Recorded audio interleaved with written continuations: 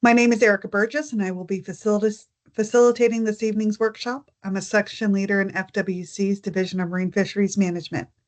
Several other FWC staff are joining me today, including Jessica McCauley, the Division Director, as well as Kyle Miller, Taylor Davis, and Lisa Gregg from the Division of Marine Fisheries Management, and Captain Scott Pierce from the Division of Law Enforcement.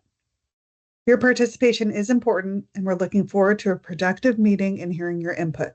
We're so glad that you're here.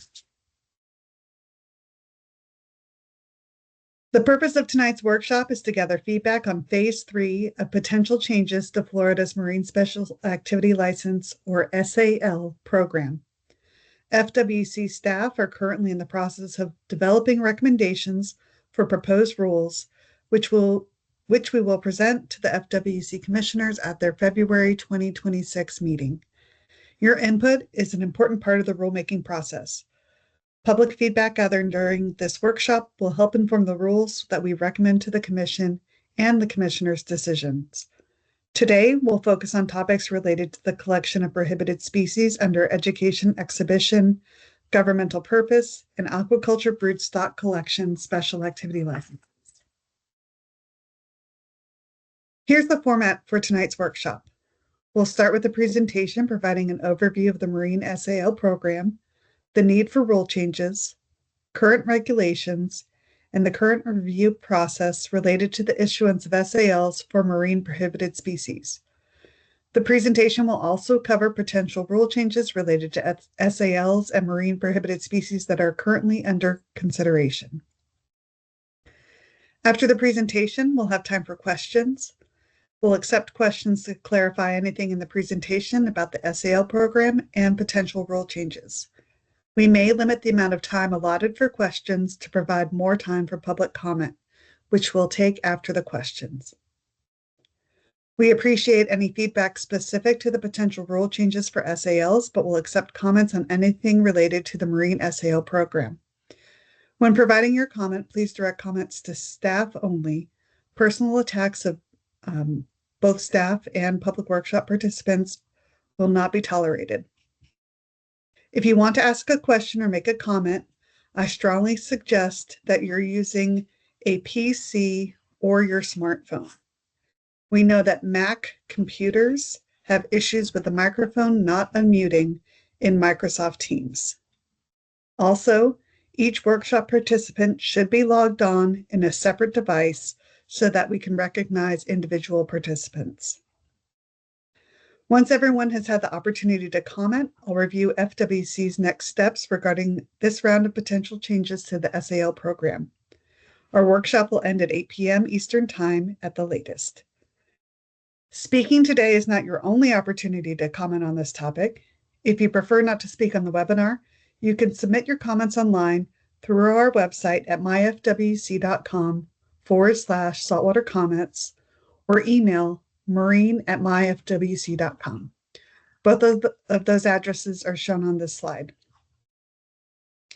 You can also comment on this item in person at an upcoming commission meeting. I'll reshare all the ways to comment at the end of the presentation. At this point, I'll hand off the presentation to Kyle Miller. Kyle is a biologist with FWC's Division of Marine Fisheries Management based in Tallahassee. Thank you, Kyle. Thanks, Erica. Good evening, everyone. Thanks for joining us.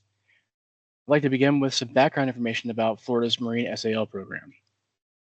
The Marine SAL program provides avenues to allow eligible parties to do important work that is in best interest of the state of Florida, but that would not be possible under state marine fisheries regulations.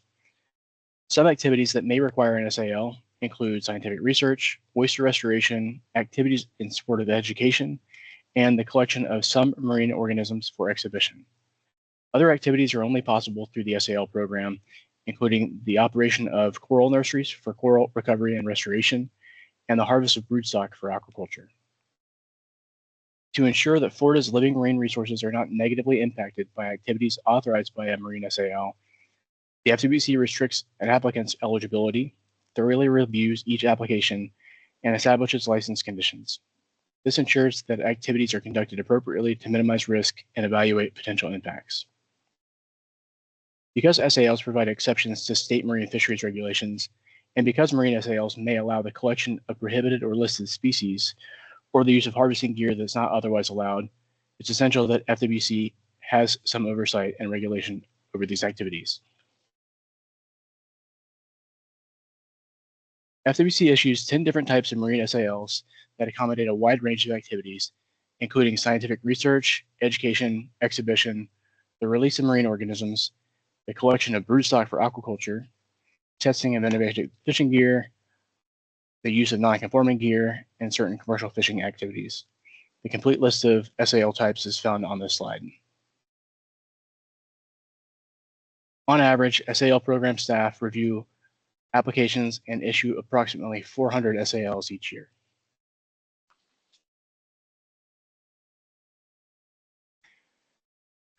The Marine SAL program began in 1981 under the former Department of Natural Resources. It is now administered by FWC.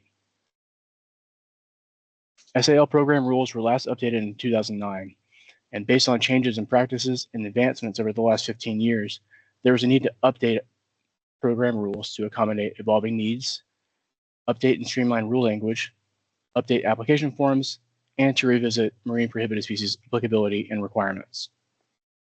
FWC staff are presenting proposed changes to the Marine SAL program to FWC commissioners in 3 separate phases. The Commission approved Phase 1 changes in December 2024, which accommodated new activities, streamlined processes, extended certain license periods, and repealed the dredge SAL. These changes became effective earlier this year. Phase 2 changes were approved by the Commission in November of this year, which established general license conditions and restrictions for all marine SAL types, updated application forms, updated eligibility requirements for education exhibition SALs, updated rules for the stock collection release, SNOOC, and marine chemical SALs, and updated the general genetic risk assessment flowchart to provide more transparency to applicants. Originally, marine prohibited species rule changes were included in Phase 2, but after events that occurred this summer, we decided to expand the scope of those changes and move the topic to Phase 3. We are currently developing recommendations for Phase 3, and we plan to present our recommendations for these Phase 3 rule changes to FWC commissioners at the February 2026 Commission meeting.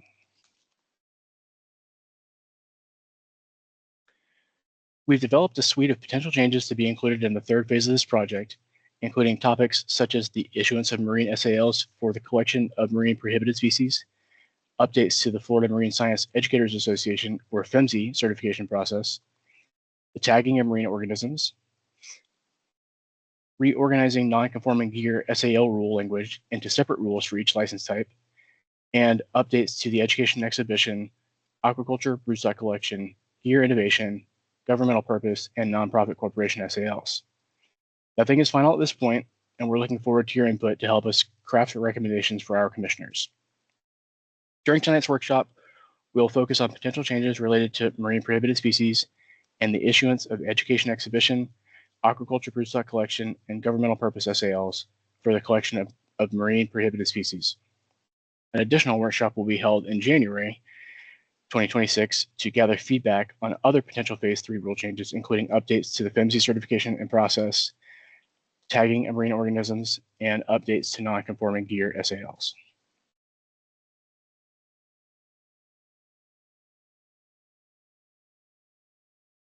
As I mentioned just a bit ago, rule changes for marine prohibited species and SALs were originally intended to be part of Phase 2.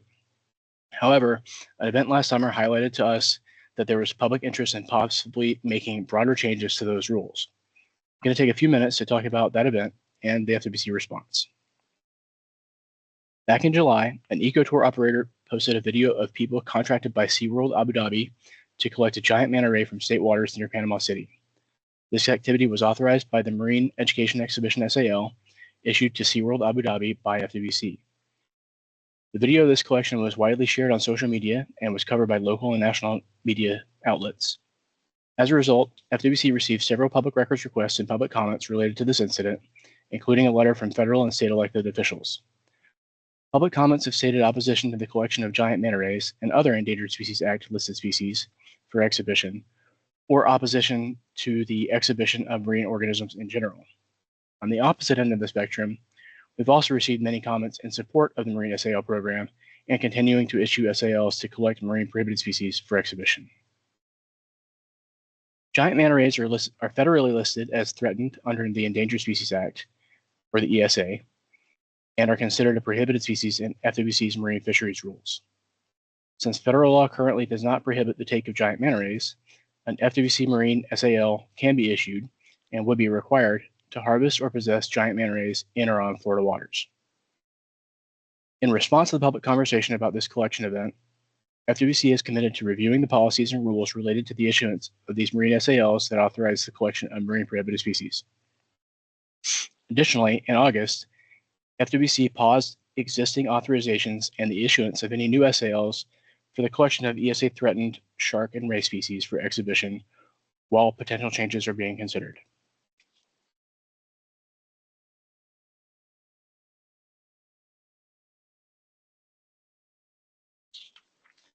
Before we dive into potential changes, we'd like to make sure that everyone in this workshop knows and understands what we mean when we refer to a marine prohibited species and the current rules that establish how SAL applications requesting to collect these species are reviewed. As currently defined in the Marine SAL rules, a prohibited species is any marine organism for which harvest, possession, or sale is prohibited by FWC rule or Florida statute.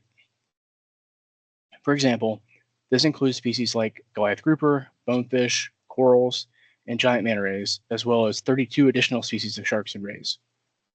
This also includes both state and federally listed marine species.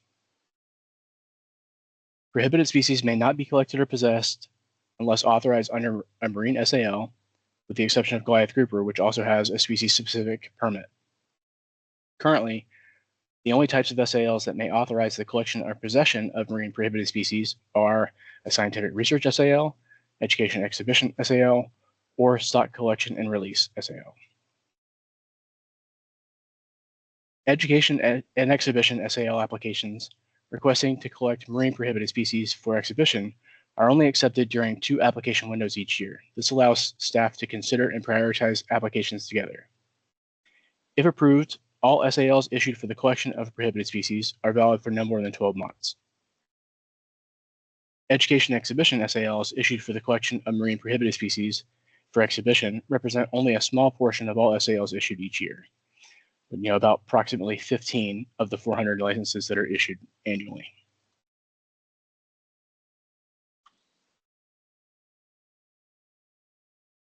Each SAL application is thoroughly reviewed before a license is issued. Applicants may not have prior convictions for fisheries, wildlife, or animal cruelty violations. Applicants must also meet specific eligibility requirements established for the requested SAL type. But there's also a general set of evaluation criteria that apply to all SALs that FWC issues. The general evaluation criteria considers potential impacts of requested activities, the biology and status of requested species, how much the request differs from existing regulations and harvest limits, and where and how often the activities would occur. Since education exhibition SALs are part of the focus for today's workshop, we'll go into the specific criteria for that SAL type. In addition to the general evaluation criteria we just talked about that applies to all SAL applications, education exhibition SAL applications that are requesting to collect organisms for exhibition are also reviewed based on additional criteria, including the conservation and educational benefits of the exhibits to the public, the number of specimens of each requested species the facility already has in their inventory, and whether the facility can accommodate the requested species for the duration of its expected lifespan.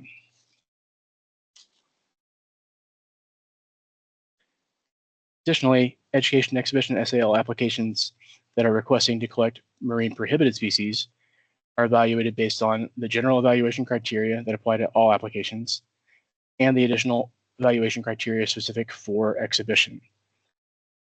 Then they are also reviewed based on additional evaluation criteria specific to marine prohibited species. These additional evaluation criteria include whether the facility has received a professional aquarium accreditation, is involved in breeding under human care programs, husbandry or conservation research, provides funding or resources in support of prohibited species research, has considered alternate non-prohibited species, and whether the request is consistent with FWC's marine prohibited species policy. Additionally, it's important to note that FWC does not authorize the collection of endangered species for exhibition.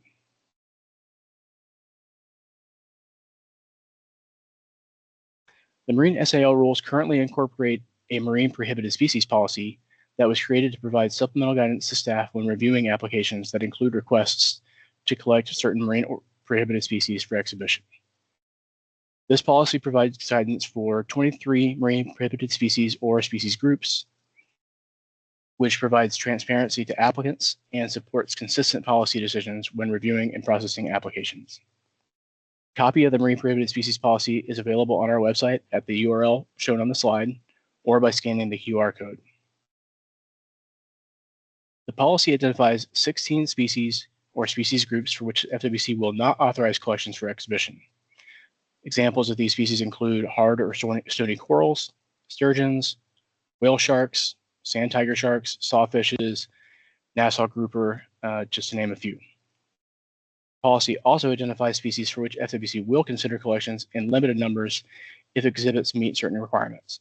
For example, the policy states that FWC will only consider authorizing collection of long-spine urchins, Bahama starfish, and queen conch in limited numbers and only for specifically designed exhibits with the requested species as an interpretive focal point, emphasizing its protected status. This category also includes guidance for giant manta ray, devil ray, spotted eagle ray, and Goliath grouper. The policy was last updated in 2009.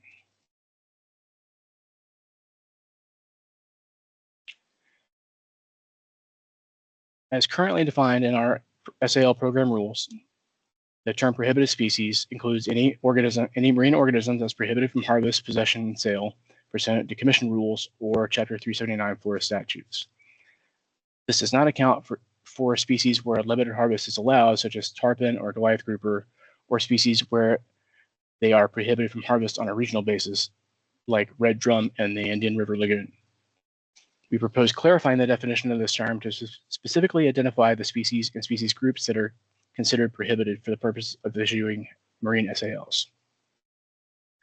The revised definition suggested here would include any species listed as endangered or threatened under the Federal Endangered Species Act, any state-listed species, hard and stony corals, black corals, fire corals, hydrocorals, live rock that's not aquacultured, common and Venus sea fans, Bahama starfish, bonefish, Goliath grouper, long-spine urchin, non-erect and crusting octocorals, and prohibited species of sharks and rays that are identified in Commission rules.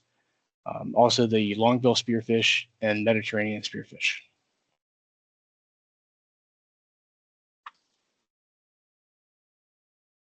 These are additional potential changes under consideration that are generally related to prohibited species. That includes reviewing and updating the Marine Prohibited Species Policy. We're also considering allowing the collection of prohibited species under 2 additional SAL types. The first SAL type is the Governmental Purpose SAL, which can only be issued to government entities. We are considering allowing Governmental Purpose SAL holders to collect dead prohibited species if needed when cleaning up fish kills. The other SAL type is the Aquaculture Broodstock Collection SAL, and this would support aquaculture research, and these licenses, like all other prohibited species SALs, would be limited to a duration of 12 months. Additionally, we're considering establishing specific conditions and requirements for the release of prohibited species on a case-by-case basis in each SAL, rather than applying the blanket release requirements established in FWC's policy on the release of marine organisms. This policy generally prohibits the release of all finfish held in captivity for more than 30 days. This would involve modifying the scope of the release policy to apply only to non-prohibited species. This change would allow greater flexibility to tailor these requirements to the specific species and activities authorized. We're also considering updating rules related to the tagging of marine organisms to clarify that an SAL is required to tag a prohibited species.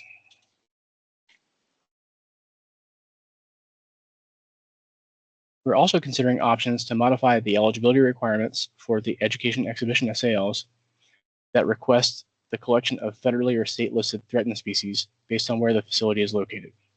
The first option would be to maintain the status quo, which means that we would continue to review applications requesting to collect threatened species based on established general application evaluation criteria, as well as the specific evaluation criteria established for exhibition and for prohibited species. Under Alternative 1, FWC would only authorize the collection of any federal or state-listed threatened marine species for exhibition in facilities located within the United States. Under Alternative 2, FWC would only authorize the collection of any threatened species for exhibition in facilities located in Florida. Under Alternative 3, FWC would not allow any collection of threatened species for exhibition regardless of where the facility is located. Additional alternative suggestions are welcomed during the public comment period. And as a reminder, FWC does not authorize the collection of any endangered marine species for exhibition.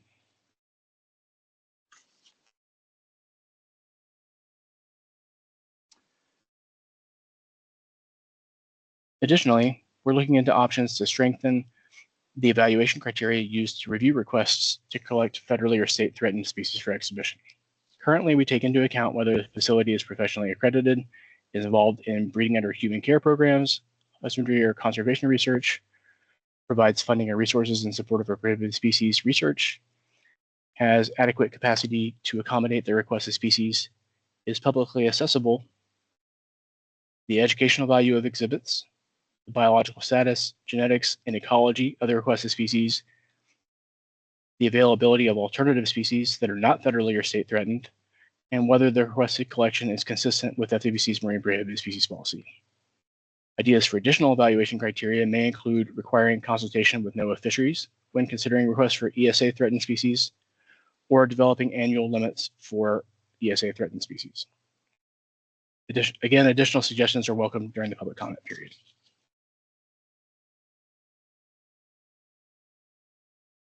That concludes the informational portion of the workshop, and I'll now hand it back over to Erica to lead us through questions. Thank you, Kyle. As Kyle said, we'll now take questions on the presentation and the topic of the Marine SAL program updates. Out of respect for all participants and to maintain an orderly meeting, I'll limit this time to questions only. The opportunity to provide comments will come in the next segment of the workshop. If you'd like to ask a question, please use the raise hand function in Microsoft Teams. When I call on you, please unmute yourself by clicking the microphone icon. After asking your question, please mute yourself by clicking on the microphone icon a second time. I'll then direct your question to the appropriate FWC staff in attendance. Please be respectful of all speakers. Not everyone shares the same opinion or perspective, but everyone has the right to speak tonight. However, personal attacks of any kind are unacceptable. To ensure we have sufficient time for comments, I may limit the time allowed for questions. That allows us more time to gather comments from attendees. Each person may get one opportunity to provide comments when we get to that point, but right now we're taking questions. So I'll look to the hands that are raised, and the first person I see with a question is Rachel H. Go ahead and unmute yourself, Rachel. Hi, are you able to hear me, Erin? Yes. My first question is, I know that it states that in order to, be considered for one of these exhibition SALs, you have to meet eligibility requirements of no prior animal cruelty violations. However, I noticed that for many, many years, there was a man named Philip Peters that was allowed to take nurse sharks into his traveling aquarium from this SAL program and play them like an air guitar. And there's a lot of questions on whether or not that's ethical. However, the Animal Welfare Act at a federal level does not cover sharks, rays, and fish. So when we're looking at, this overall welfare question and cruelty violations, when we don't have a federal overarching federal act that actually includes sharks, rays, and fish, how are we able to actually cite those violations, quantify them, or how is FWC looking into those to actually manage all applicants of this process? Because there's really no oversight with that. So how's that being handled? Rachel, thank you for that question. So to go to how we review violations for this, I'm going to ask Captain Scott Pierce or Kyle to respond. I can I can answer that question for you, Erica. When looking at animal cruelty violations, we're specifically looking at violations of Chapter 828 Florida statutes. So these would be state violations and violation of state law. Thank you, Kyle. And Rachel, again, thank you for your question. The next person I see is Lindsay Cross.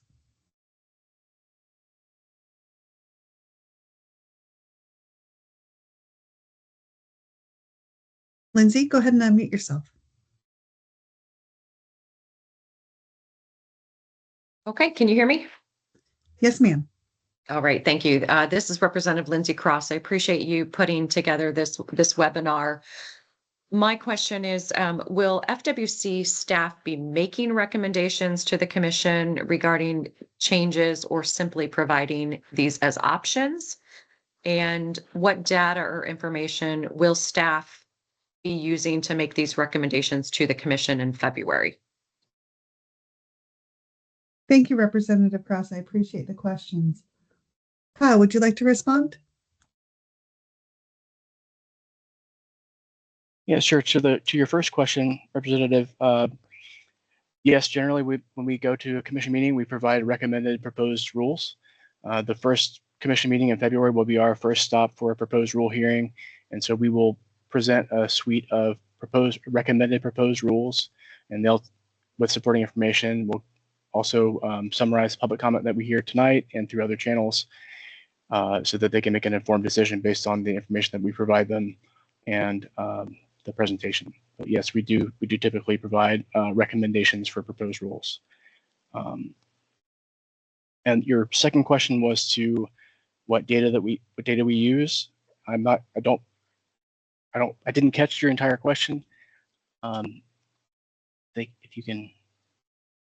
So Kyle, I think okay, go ahead. I think I can help start, and then if I didn't answer it satisfactorily, Representative Cross, please let me know. We will be looking back at the historical issuance of SALs for prohibited species, as well as the reports on what species were actually collected. We'll also be taking public feedback from the public and comparing their requests with the policies of the agency and see where they align and recommend specific proposed recommendations based on that. But if you have additional follow-up questions, please let me know. You can go ahead and. Thank you. Yeah. Thank you.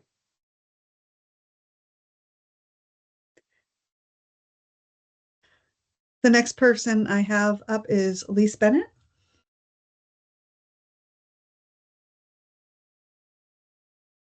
Good evening and thank you. My question is, when evaluating an application, does or is FWC considering how the removal of an endangered or threatened individual from a wild population would impact the viability of that wild population? And somewhat relatedly also, does FWC consider the likelihood of survival in captivity when they decide whether to issue these permits? Elise, do you mind if I ask a follow-up question? Please do. Is this specific to education and exhibition or all SALs that authorize prohibited species? I am particularly interested for exhibition, but if it's a broader ranging answer because it applies to everything else, I'm interested in that too. I think you get a different answer depending on which one. That's why. So I'll turn to Taylor Davis to start the response.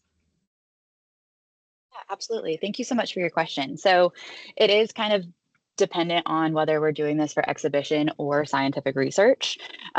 Typically, we only allow certain gear for exhibition purposes, so we're not allowing any entangling gear. So we do take into consideration on how the gear does impact the species that we are capturing. May I clarify my question? I'm sorry. Well, I was going to ask Taylor some follow-ups for you, but if you want to go ahead, Elise, that's fine. Oh, my question was more about, especially if there's more than one of these permits issued, how the removal of one of these individual animals from a population would affect the viability of the population by virtue of the fact that you've removed one.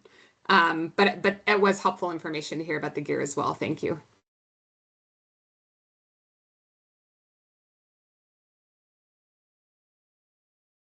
Thanks. Go ahead, Taylor. And then if you could also talk about considerations related to corals as also example for considerations we think about for prohibited species collection. Yeah, absolutely. I'm going to let Lisa touch on the corals after I'm finished. But we do take into consideration, how sustainable the population is and whether or not, removing a certain species from that group would cause any detrimental effect. Normally, when we are allowing these authorizations, it's a smaller number. And so typically removing one or two from the species does not have an effect on a larger population. But with that, I will let Lisa touch on the coral because that's kind of a different realm. Thanks, Taylor. Yes, for coral and for other species like coral that are being targeted for restoration activities, and those activities fall under stock collection release license. And we definitely heavily scrutinize every request for harvest. We also have I guess, some directions for restoration and research practitioners that provide options on how to, when to request collections versus requesting to or asking nurseries to get some of their stock, which haven't been wild collected and they've been cultured. So there are options other than wild harvest. A lot of times, for a lot of species, you do have aquaculture options. So we always look at alternative ways of acquiring the animals to conduct research or restoration and those type of activities before we look at wild harvest. And then, of course, we heavily scrutinize study methodologies to determine whether or not they're appropriate and if the information that comes out of the research is going to be beneficial for the community at large. Taylor and Lisa, thank you very much for those responses. The next person we have with a question is Jessica Pate. Jessica, you can now unmute yourself. Okay, can you hear me? Yes, we can. So I have a question about how the data about these SALs for exhibition is reported. Specifically, I know there was a manta captured in 2023 that was euthanized, but it feels like there should be reporting on the cause of this and more information available about mortality rate of captured animals for this and hammerheads and other federally protected species. And I'm curious if that data exists and is it available?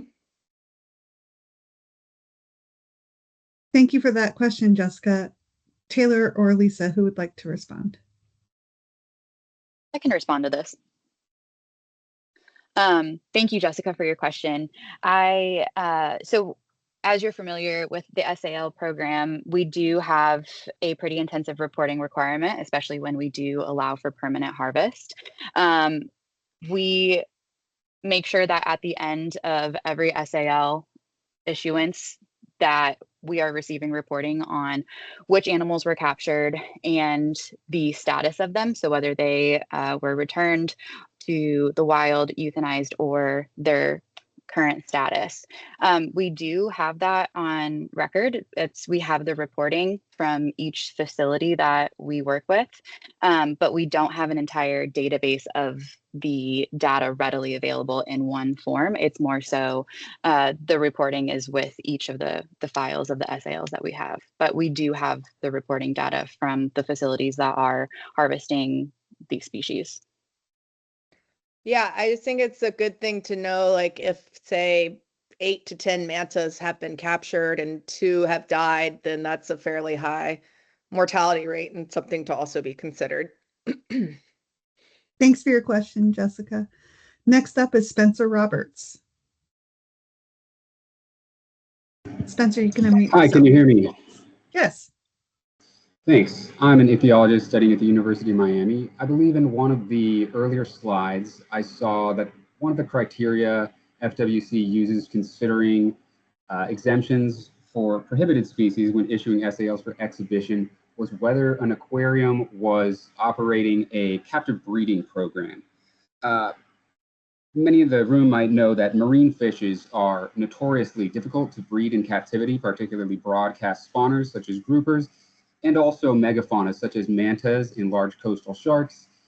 Does FWC conduct an assessment of the success of these captive breeding programs, and would FWC expect with the captive breeding programs conducted by aquaria that they are issuing SAL licenses to, that there should be less demand or less need to capture these animals from the wild? And if that is the case, then why does it appear that we don't have a decrease in demand or applications or licenses for some of these difficult to species that are difficult to breed in captivity? Thanks.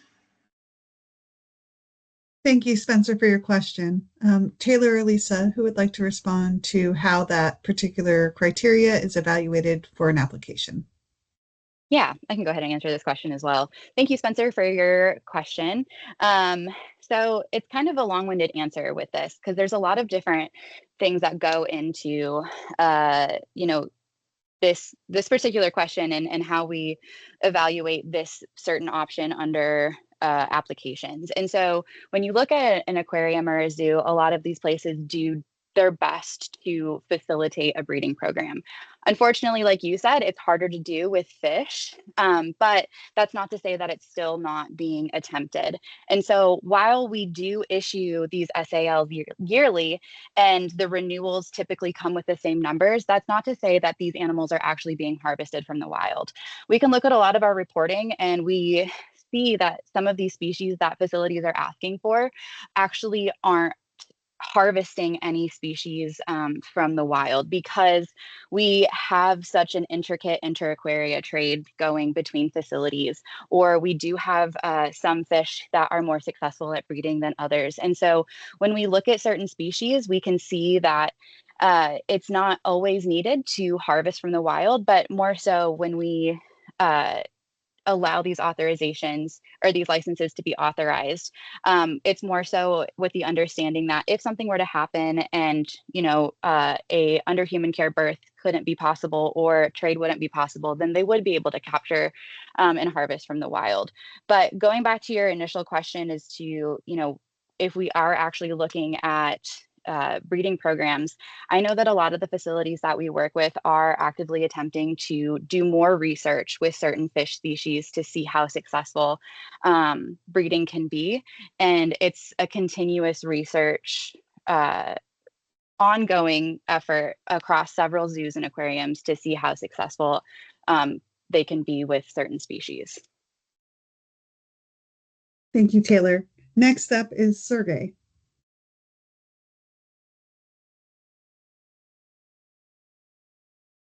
Yes, my question would be, what would it take for the FWC to essentially greatly consider bans on issuing new SALs for large marine animals such as, sand tiger shark, manta ray, all those that have been pretty much listed recently, in discouraging numbers, how many are being taken? How would it greatly be reduced with FWC?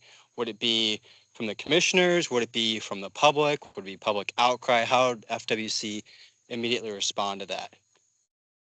So I heard multiple different questions in there, and I want to make sure we're answering it correctly. I heard a question that was, what would the decision process be? And to not allow the collection of large marine animals. I also heard questions about what would it take to have listed species, but I heard some species that were not listed in that list. So would you mind, Sergey, clarifying what you mean by listed species so we're working on the same definition?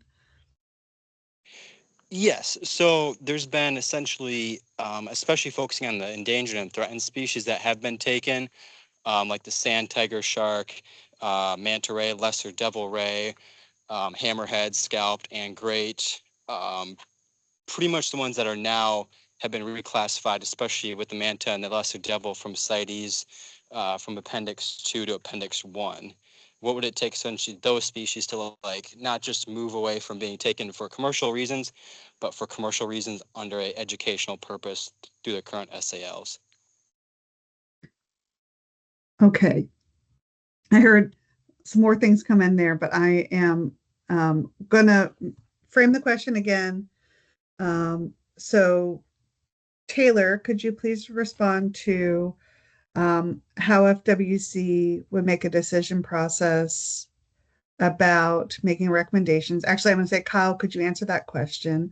And then Taylor, could you answer the question about how we approach decisions related to, one, ESA listed threatened species, two, ESA listed endangered species, and three, CITES listed species.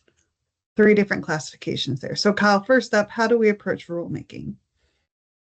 So our approach to rulemaking, this is a good example. This is part of it, right? So it starts with identifying a need for change in a regulation, and we evaluate, what the issues are and potential solutions.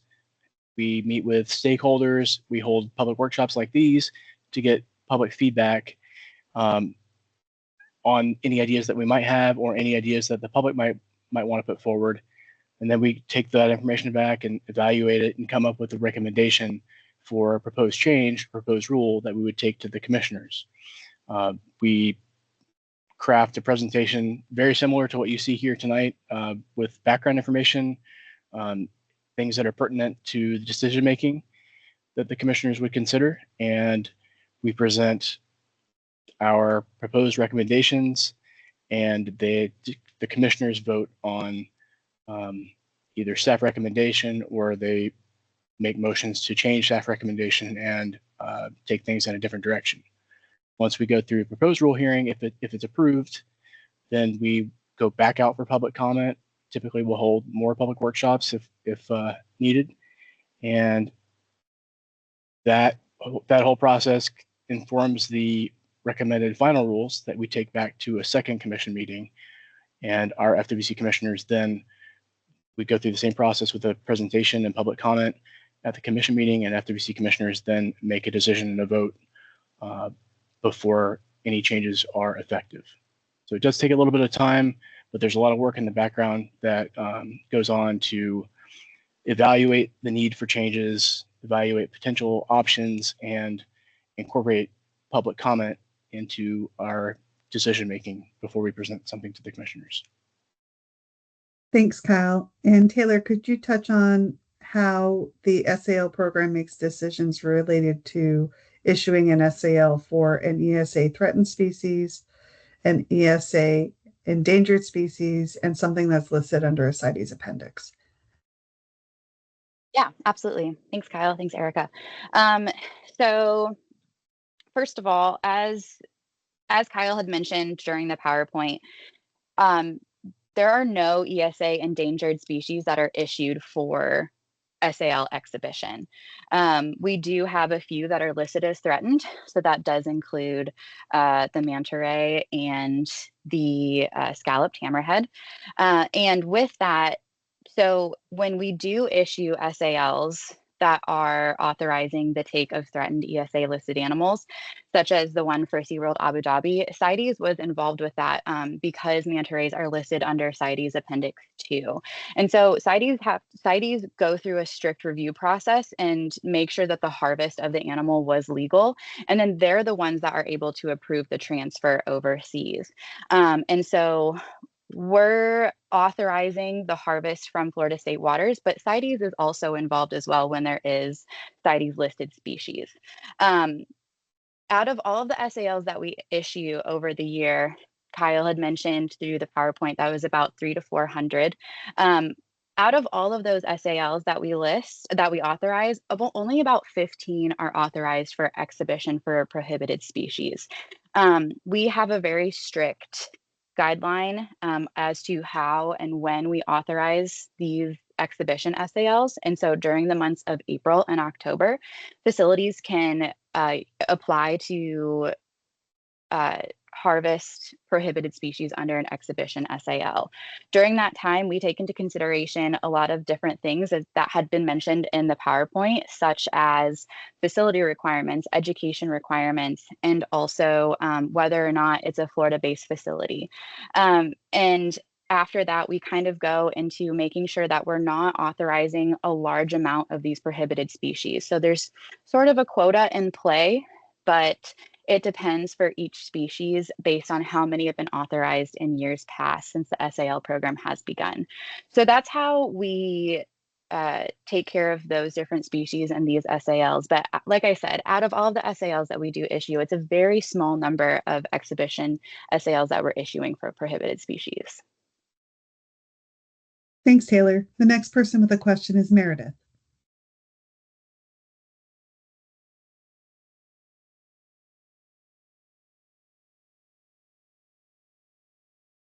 Meredith, you can unmute yourself and ask your question. Hi, I'm sorry. Can you hear me now? Yes. Okay, perfect.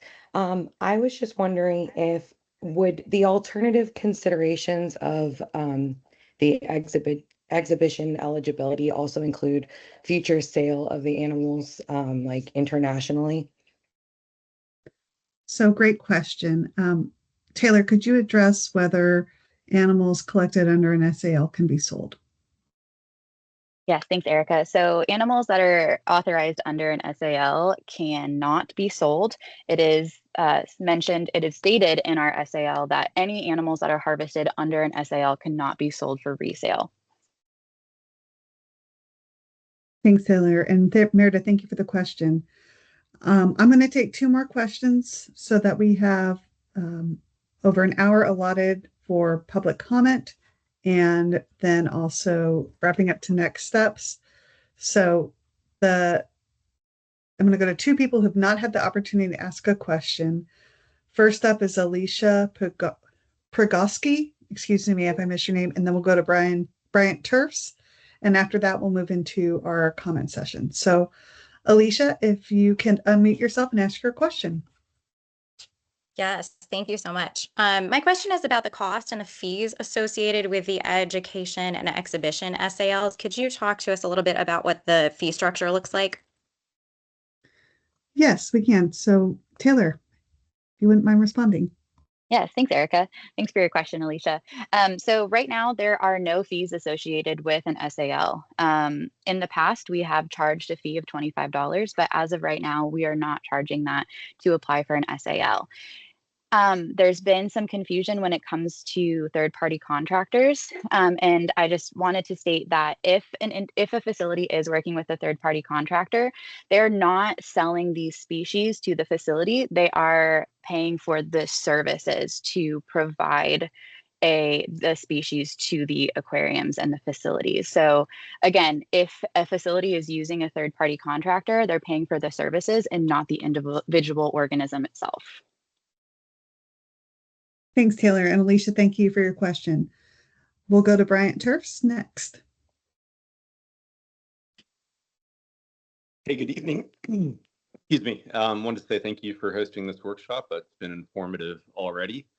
And I just wanted to ask a question. I recognize that some allowances need to be based on or made for the history of the last updates to the SAL program and changes in species protection status.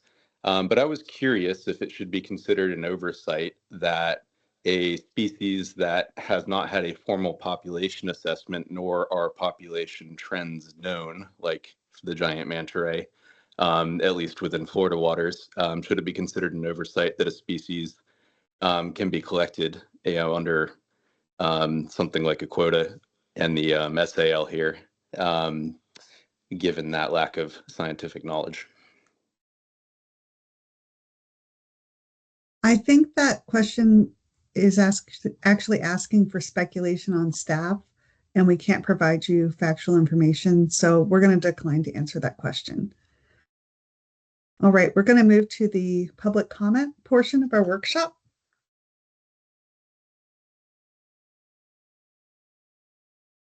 We would appreciate your input on the potential SAL program changes presented this evening and any other changes for the SAL program that you may have.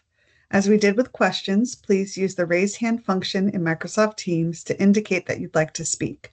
I'll call on people in the order that they raise their hands. When your name is called, click on the microphone icon to unmute yourself and provide public comment. Once finished, please click the microphone icon a second time to mute yourself. To allow the greatest number of commenters, we ask that you keep your remarks to 3 minutes or less.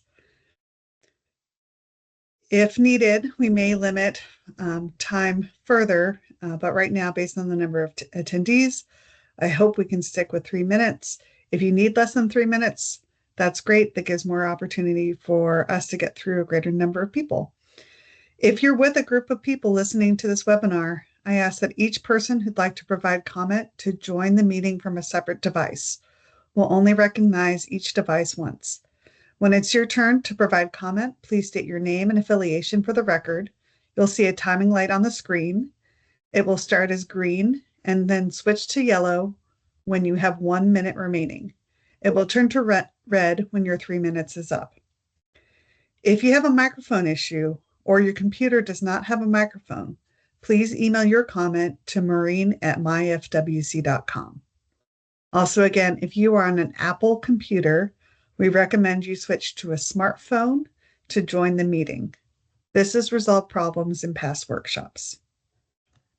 So I ask that if you'd like to give a public comment, now's the time to raise your hand. I'll call on you in the order in which you raise them. And first up, we have Sergey. Hello. Yes, thank you. Just wondering, when will the recording and the transcription be available to the general public of this meeting?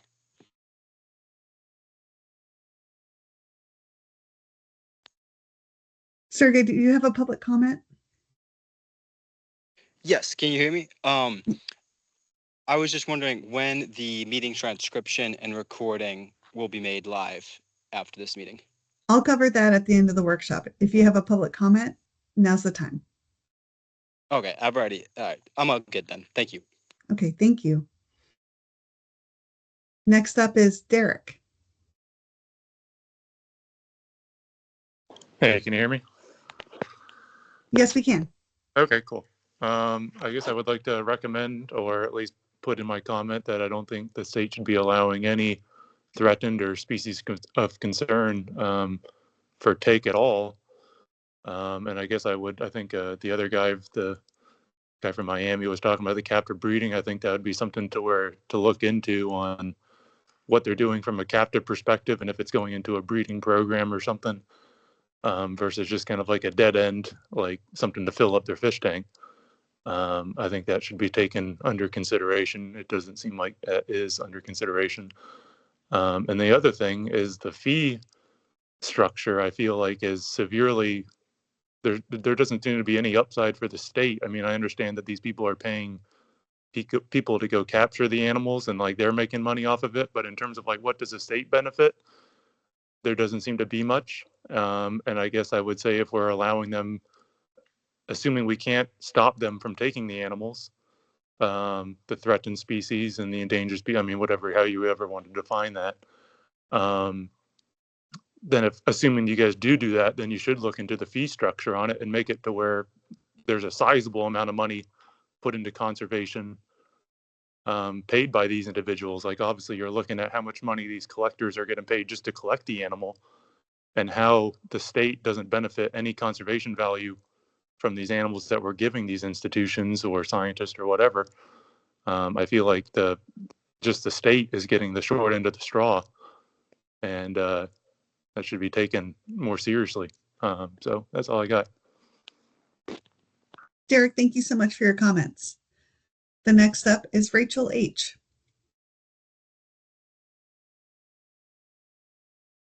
Rachel, go ahead and unmute yourself. Hi, are you able to hear me now? Yes, we are. Awesome. Thank you for putting this together. A couple of my comments are it seems that there's a handful of ways that FWC can improve this program. The first thing that came to mind in one of the questions, it was stated that there's approximately 10 to 15 exhibition SALs issued every year. And I've in fact, over the last 10 years, counted 523. And that does not include the amendments. With amendments and drafts, that's actually 807. So that brings the average exhibition SAL number to 52 a year. So whether or not the FWC staff is properly accounting and collating that data raises a couple concerns for me. It was also mentioned that there is no database for survival rates of these animals in aquariums. That's another massive concern. For example, under these SALs, I found that Disney has contracted 12 manta rays to be captured over the last 10 years. And Disney does not have any mantas. So are they not being captured? That would be surprising, given the capture rates of the others, or are they not surviving? Another one that comes to mind is Florida Keys Aquarium Encounters. They have over 900, almost 1,000 sharks and rays that have been captured or permitted for capture for their aquarium in the Keys over the last 10 years. However, if you look at the tank sizes, it's concerning to me that someone could fit almost 1,000 sharks and rays, including multiple great hammerheads in these tanks. So again, maybe they didn't capture all of those that were permitted. However, who's looking into the survivability of these animals and what happens once these animals get put into these exhibitions or exhibitors or aquariums programs? Again, sharks and rays are not managed under the Animal Welfare Act, so they receive zero federal protection under aquarium care. There's no true standards. So when you're looking at this animal cruelty statute, these species are severely overlooked. So not only are those very concerning points to me and loopholes that I see in this system, it also concerns me that certain contractors such as Dynasty Marine have utilized further loopholes to turn our backyard wildlife into a financial commodity and basically turn these animals into assets of aquariums that FWC doesn't have, whether that's the staff and timing or oversight to manage. And Florida's wildlife should be our collective resource. It's what we all love. It's what gets us outside. It's what gets us diving. It's what brings ecotourism to the state. It's why I think a lot of people are on this meeting. It's because we truly love Florida wildlife. And to see certain individuals and contractors in this state monopolize what should be a public shared resource that have lives of their own it's very frustrating, I think, to a lot of us to see that. So it'd be really nice if FWC took more ownership in what happens to these animals once they are turned into an aquarium commodity. So personally, I would love to see FWC further restrict exhibition SALs in the future. The Endangered Species Act is not comprehensive enough, and individuals such as those that run Dynasty Marine, who is contracted in over 95% of your captures for your SALs, they actively lobby and pay the money that they get off of this. Yes. Rachel, you've reached your 3 minutes. Would you mind wrapping up? Sure. Basically, it would just be really nice for some more oversight. And if an animal is on the prohibited species list, I would really like to see them not be allowed to be in an aquarium commodity. Thank you. Thank you. Thank you for your comments, Rachel. Next is Brian Turfs. Hey, good evening. Thank you for the opportunity to speak again. I just wanted to say, I guess, as a private citizen, I would like to note my opposition to any threatened or endangered species being collected for exhibition purposes under special activities licenses. However, I also wanted to note that in the chance that harvest be allowed in the future, that hook and line as an appropriate gear method, as shown in the manta ray capture video, be removed from an appropriate gear method for capture of mantas, because as both a scientist, as a commercial fisherman, and as a recreational fisherman with 30 plus years of experience, that did not look like the least cruel or easiest way to handle and capture that specimen. Thank you. Brian, thank you very much for your comments. Next is Representative Lindsay Cross.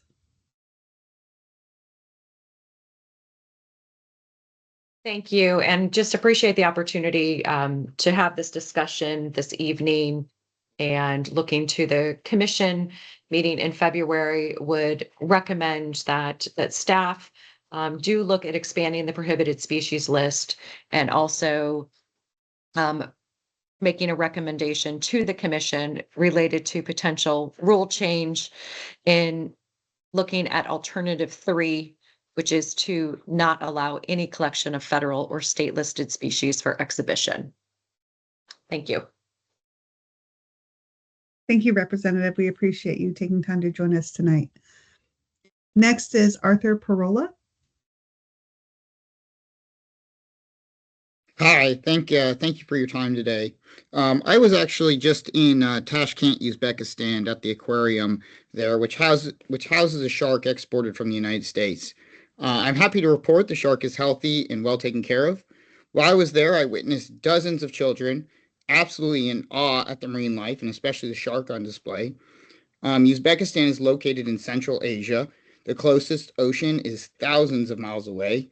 Without sharks imported into Uzbekistan, children would have few opportunities to be inspired to care about shark and ocean conservation. Facilities like this are critical to establishing a conservation ethos for people around the world.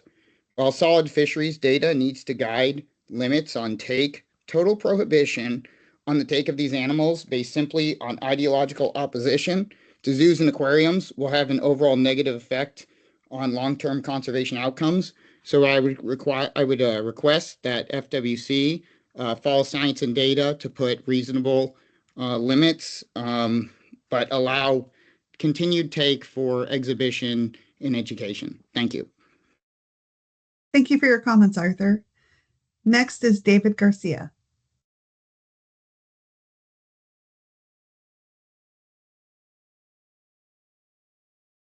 David, you can unmute yourself and provide your comment. Sorry about that. Hi, yes, my name is David Garcia. I'm a lifelong Floridian. I was born in Florida. I've lived in Miami my whole life, and I want to thank Fish and Wildlife Commission for its reasonable and sustainable use of these species. I think public aquariums are very important to helping the public understand wildlife and the oceans. And I think a lot of the people who have been commenting that their loopholes are being exploited to steal these animals from the ocean is just incorrect. I think without being allowed to harvest these animals so we could see them in public aquarium for the people who can't dive and who don't live in Florida, I think that's crucial for helping people who now live overwhelmingly in cities and have limited connection to the wildlife to understand wildlife. And so I hope, to echo what Arthur said, I hope you continue to allow this harvest in line with sustainable and reasonable regulation. Thank you. David, thank you for your comments. Next up is Meredith.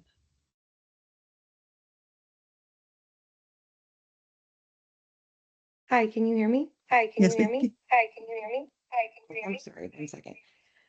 Okay, I just want to obviously thank you for the opportunity to speak. And I just wanted to let you know that, my concern is obviously for the Florida's wildlife overall. And I'm not sure that FWC understands how its special activity license system is functioning in practice and who it's serving. Public wildlife is being taken from Florida's waters and being converted into private profit through a tightly controlled permit pipeline that allows the same operator to capture animals, exhibit them, sell them, and export them internationally. So when one entity holds every stage of that process, meaningful oversight collapses into self-interest. International trade records show that this system generates substantial revenue per animal, tens of thousands of dollars for individual sharks and hundreds of thousands per shipment. Yet the public has very limited visibility into how many animals are being taken and where they ultimately end up and how their welfare is being monitored. At the same time, companies benefiting from this pipeline are actively lobbying against stronger international protections for these species, including sites uplistings and advocating for trade exemptions. So that creates serious conflict between conservation goals and commercial incentives. Florida's wildlife belongs to the public. The economic value derived from it should not outweigh the public's right to transparency, accountability, and genuine conservation outcomes. I'm genuinely asking that you guys examine whether the current SAL framework adequately separates regulation from profit, whether it's truly serving conservation, and whether reforms are needed to prevent the commercialization of public wildlife under the appearance of oversight. This issue matters to everyone who cares about Florida's ecosystems, public trust resources, and the integrity of the wildlife management in this state. Thank you for your comments, Meredith. Next is Alicia Progoski. Hi, yes, thank you for the opportunity to comment tonight. I'm speaking on behalf of the Animal Legal Defense Fund, and I would like to say that we support the proposed rule change concerning location. We support option 3, which is to not allow any collection of federal or state threatened species for exhibition and education.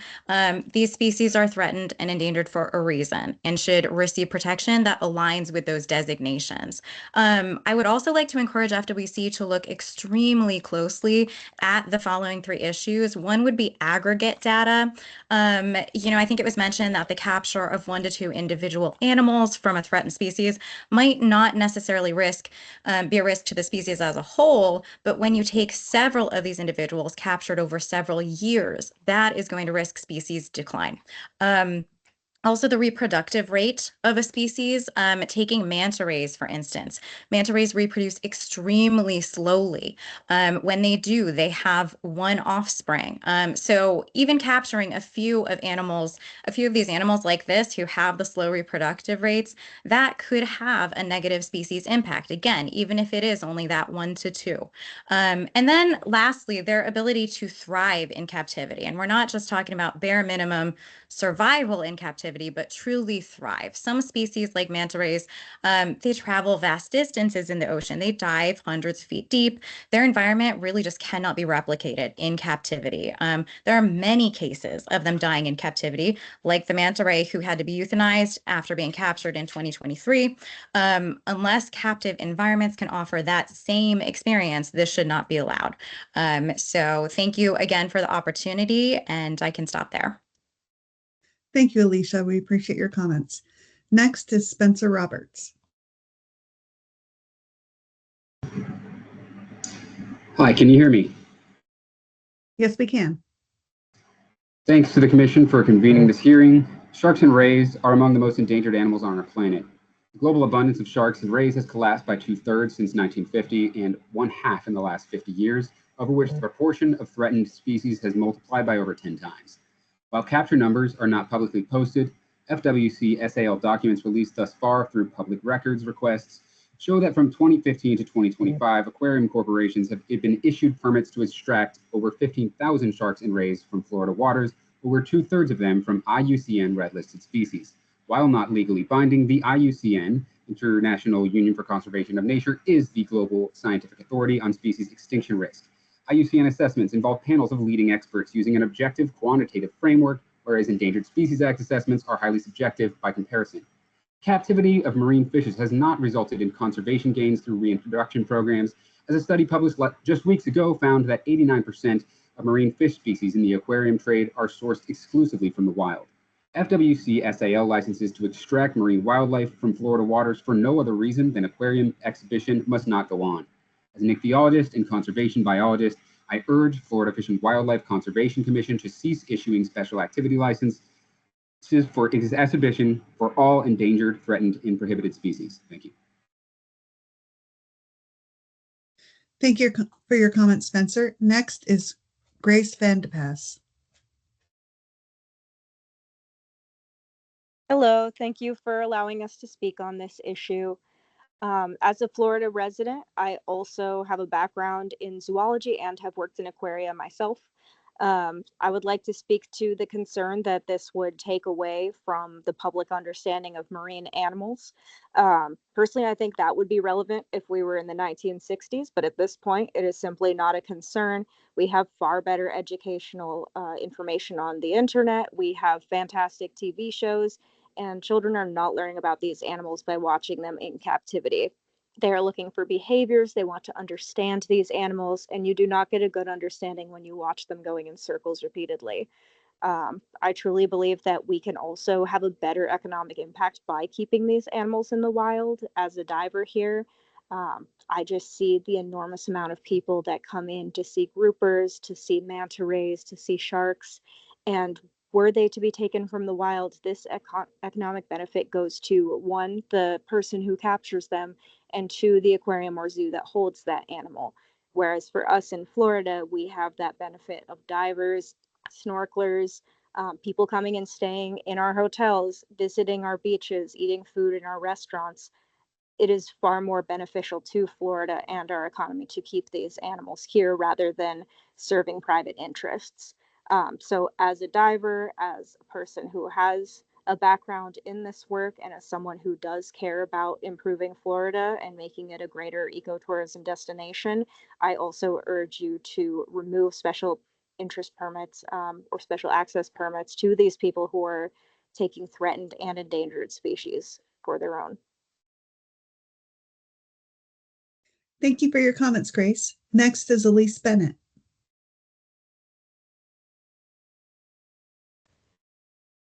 Good evening again, and thank you for your presentation. My name is Elise Bennett. I'm the Florida and Caribbean Director at the Center for Biological Diversity and speaking on their behalf tonight. I'll follow these oral comments with some more comprehensive written ones, but as a couple preliminary points. First, I appreciate that FWC does not authorize marine SALs for endangered species and would urge you to prohibit wild collection of state-threatened and federally threatened species for exhibition. A federally threatened species is defined as one that's likely to become an endangered species in the foreseeable future, and an endangered species is one that's in danger of extinction. And a state-threatened species is one that's not in immediate danger of extinction, but exists in such small populations as to become endangered if it is subjected to increased stress as a result of further modification of its environment. I think this emphasizes that taking even a small number can have serious consequences for an imperiled population and for the species as a whole. We recognize the value in introducing people to species who need our help so that they fall in love with them and want to protect them. But I truly believe that someone who's growing to love marine life can understand why it's too great a risk to be removing threatened and endangered individuals from the wild. And we have also come so far with high definition videos and documentaries. There are simply better ways to educate the public and foster that love and care. In addition to that feedback, I would also ask that FWC come up with a more methodical and transparent system for evaluating the impact on population viability when individuals are removed from the wild, both individually and cumulatively over time. More oversight over the ultimate disposition of animals permitted for removal, and readily accessible public databases of the permits and monitoring information so the public can assist the Commission with keeping track and monitoring what's happening out on our waters. Again, I'd just like to thank you for this opportunity to comment and look forward to providing more detailed feedback in the near future. Thank you for your comments, Elise. Next up is Stefan Rhodes. Hello, thank you for the opportunity to speak on this. I'm a full-time environmentalist out here in Florida, and I personally do not believe SLAs should allow the collection of threatened and endangered species, continuing to grant these licenses for endangered and threatened species sends a contradictory message that undermines the very definition of protected status and feels like a step backward for Florida's conservation legacy. In the current climate, both meteorologically and politically, we need as much protection for these animals as possible, as well as deeper oversight of the regulations that are in place to protect them. Thank you. Stephen, thank you for your comments. If you've not had the opportunity to give public comment tonight and you'd still like to, please raise your hand so we can recognize you.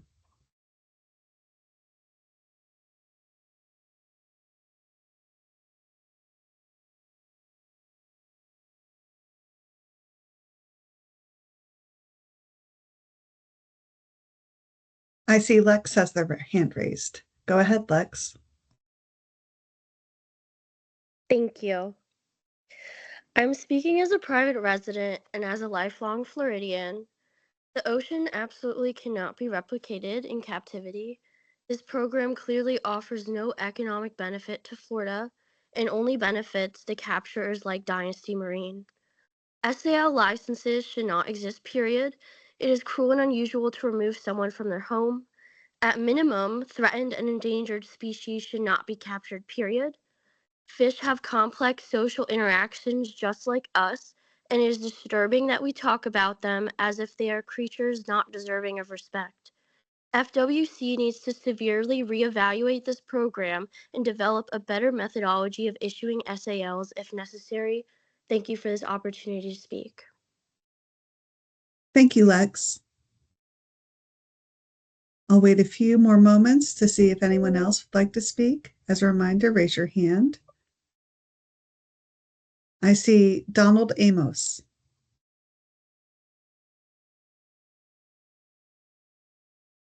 Yeah, hello, can you hear me? Yes, we can. I'm a marine conservationist, underwater cinematographer, and science communicator based here in Florida's Treasure Coast.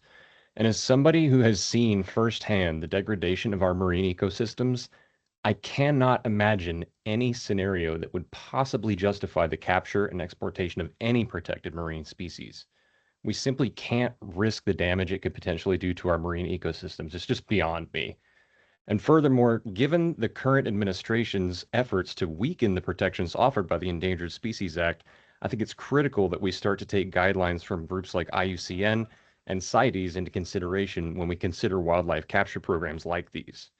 Personally, I'm of the mindset that there should be no circumstance in which we would allow the capture and export of a protected species. It just seems so counterproductive to all of our conservation efforts.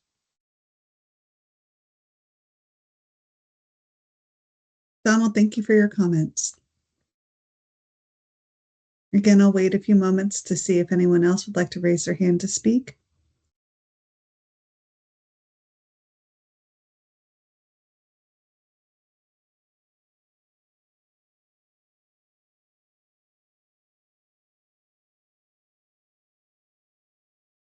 I'm not seeing any additional hands, so we'll move on to our next steps.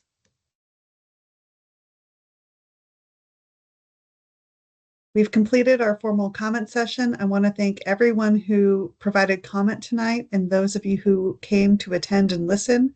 We appreciate you spending your time with FWC to attend the workshop and to hear about what's being discussed related to our special activity license rules. We'll continue to gather public feedback on SAL program updates. So if you or someone you know would like to provide additional comments, there are more opportunities to weigh in. You can email your comments to marine@myfwc.com or submit comments through our web form at myfwc.com/saltwater comments. You can also provide comments at additional workshops and hearings. We'll hold another virtual workshop on January 8th related to other Phase 3 topics for the SAL program. This includes our Florida Marine Science Educators Association certification. That workshop will be on January 8th at 6 p.m. Eastern Time. We are planned to provide recommendations for proposed rules at our February 4th through 5th FWC Commission meeting, As part of that commission meeting, there will be an opportunity for public comment. Staff will be presenting the feedback we heard tonight, as well as written comment that we receive and other comments that come in at our January 8th workshop. Then we anticipate the final rule hearing to occur in the spring of 2026 at another FWC meeting. As Kyle mentioned in between, we likely will hold additional public workshops between the February meeting and the spring FWC meeting. We appreciate your feedback as it provides important information that staff does consider when developing rule recommendations for the Commission. If you'd like a copy of the recording of tonight's workshop, please email marine@myfwc.com. This concludes this evening's workshop. Thank you again for taking time to join us. I hope you all have a great and safe evening.